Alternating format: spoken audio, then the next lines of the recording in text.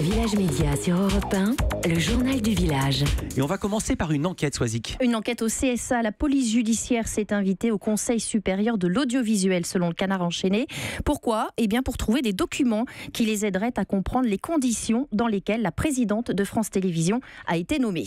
La visite du CSA date du 20 décembre, on l'apprend seulement maintenant. Oui, les enquêteurs agissaient dans le cadre d'une plainte de 2 syndicats, la CFDT Média et la CGC Audiovisuel. Ils soupçonnent le président du CSA, Olivier Schrammeck, d'avoir fait pression sur d'autres membres de l'instance pour écarter certaines candidatures au profit de Delphine Ernotte. Toujours selon le Canard enchaîné, les 8 membres du CSA qui ont participé aux délibérations à l'époque vont être entendus par les enquêteurs. Le Parisien version XXL. Le Parisien en grand format pour le Grand Paris, un numéro collector qui sort demain, du concret, du pratique, du concernant. Bref, qu'est-ce que le Grand Paris va changer dans la vie de ses habitants ?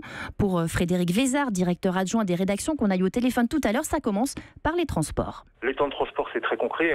Voilà, il y a plein d'exemples très simples, des trajets banlieue à banlieue qui sont réduits pour certains de 1 heure. C'est des travaux qui vont prendre du temps. On aura des choses très concrètes sur l'évolution des prix de l'immobilier. Alors ça, on peut le prendre évidemment dans un sens ou dans l'autre, mais cette installation du métro va modifier considérablement le marché de l'immobilier. Certains vont pouvoir faire de bonnes affaires. Dans certains autres endroits, ça va être plus compliqué parce que ça va faire monter les prix, évidemment.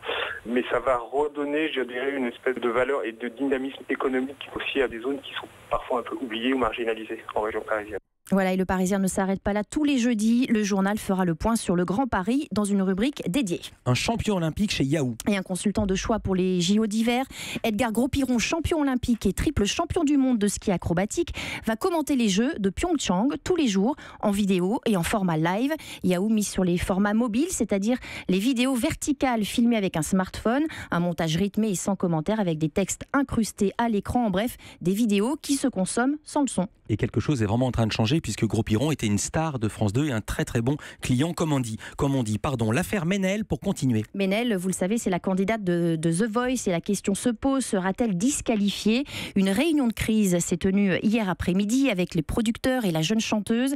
Ces messages postés sur les réseaux sociaux en 2016 après les attentats de Nice et Saint-Étienne-du-Rouvray pourraient lui coûter sa place. Elle accusait notamment le gouvernement d'être les vrais terroristes. Fin de citation.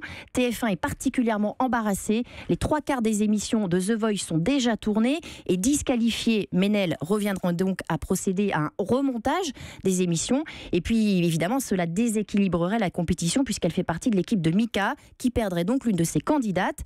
TF1 se laisse du temps. Les auditions à l'aveugle continuent samedi prochain et Ménel, de toute façon, n'était pas prévu à l'antenne. La question se posera pour la suite.